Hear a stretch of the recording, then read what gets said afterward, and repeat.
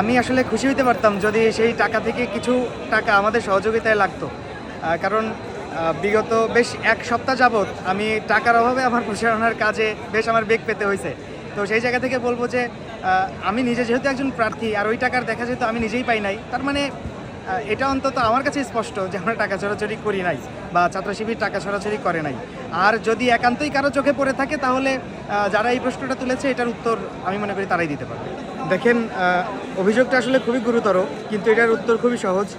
যে যদি আসলেই ছাত্র শিবির এরকম টাকা ছড়াছড়ি করতো তাহলে আমাকে নির্বাচনের এই শেষ মুহূর্তে এসে ২৭ টাকা পকেটে নিয়ে আমার রুমে ফিরতে হইতো না, আবার পরবর্তী দিন সকালবেলা ২৭ টাকা পকেটে নিয়ে বের হইতে হইতো না।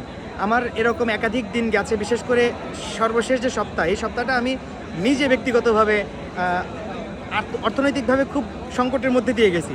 তো আমাদের তো আসলে যদি টাকা ওইরকম থাকতোই ছড়াছড়ি করার মতো, তাহলে তো নিজেদের এরকম সংকটের মধ্যে দিয়ে যাওয়া লাগতো না। কারণ আমরা জানি যে নিজে বাঁচলে বাপের নাম বলে একটা কথা আছে, যে নিজের শরীরকে কষ্ট দিয়ে, নিজের পেটকে কষ্ট দিয়ে আমি টাকা বিলায় বেড়াবো। নিশ্চয়ই আমাদের সমাজের মানুষ এখনও পর্যন্ত অত উদার হয় না, নিজেকে তো আগে বাঁচতে হবে। তো সেই জায়গা থেকে বলতে চাই যে দেখেন, টাকা ছড়াছড়ি কোনো প্রশ্নই ওঠে না। স্বাভাবিকভাবে নির্বাচনী কার্যক্রম পরিচালনা করার জন্য পোস্টার, লিফলেট এগুলো কে করে নাই? সবাই করছে, আমরাও করার চেষ্টা করছি। আমরা হয়তো একটু বেশি করছি এবং আমরা চাইছি যে সবার কাছে যেন পৌঁছাইতে পারি।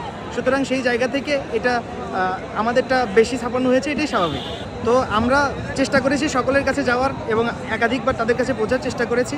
এইটাকে যদি টাকার ছড়াছড়ি বলা হয় তাহলে আমি মনে করব যে আসলে এটা উদ্দেশ্য প্রণোদিত কথা। আর যেটা বলা হয়েছে যে কালো টাকা, দেখেন, কালো টাকা এই অভিযোগটা যে করেছে আমার মনে হয় যে এর সদুত্তর তিনিই ভালো দিতে পারবেন।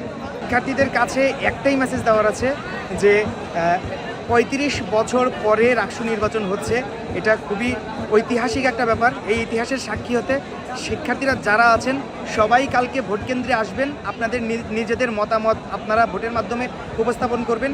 কাকে ভোট দিচ্ছেন এইটা এই মুহূর্তে আমার বলার বিষয় না বা চাওয়ার বিষয় না। দেখেন, এতদিন কিন্তু রাষ্ট্র ছিল না, কিন্তু আমার অ্যাক্টিভিটি সংস্কৃতি নিয়ে ছিলই। তো ভবিষ্যতে এখন যেহেতু এরকম একটা জায়গায় এসেছি যেটা আসলে প্রতিনিধিত্বের জায়গা, যদি বিজয়ী হই তাহলে ইনশাল্লাহ সেই প্রতিনিধিত্বের জায়গা থেকে যতটুকু আমার আওতায় থাকবে আমি ততটুকু কাজ করব। আর যদি বিজয়ী না হই, আল্লাহ যদি আমাকে বিজয়ী না করেন, তাহলে প্রতিনিধিত্বের জায়গায় যতটুকু পারা যায় তার চাইতে ইন্ডিভিজুয়ালি যতটুকু পারা যায় সেটুকু কাজ আমি আগেও যেমন করতাম তেমনই করতে থাকবো। প্রয়োজনে আমার সম্ভব হলে আমি তার চাইতে বেশি করার চেষ্টা করব, কিন্তু থেমে যাওয়ার কোনো সুযোগ নেই। আমি এই অঙ্গনে ছিলাম, আছি এবং থাকবো ইনশাল্লাহ। আমি মূলত ছোটোবেলা থেকেই আমার বিভিন্ন আঞ্চলিক ভাষার প্রতি একটা আলাদা আগ্রহ আছে। আমি সেগুলোর ব্যাপারে চর্চা করার চেষ্টা করতাম আর কি। আর সবচেয়ে বড় সহায়ক যেটা, আমি 2023 সালে রাজশাহী থেকে চাপাইতে যাই একটা সাংস্কৃতিক প্রোগ্রামে। সেখানে গিয়ে আমি গ্রেফতার হই। গ্রেফতার হওয়ার পরে আমি 25 দিন চাঁপাইনবাবগঞ্জ সদর যে জেলখানা আছে সেইখানে ছিলাম এবং সেখানে চাঁপাইনবাবগঞ্জের মানুষের থাকে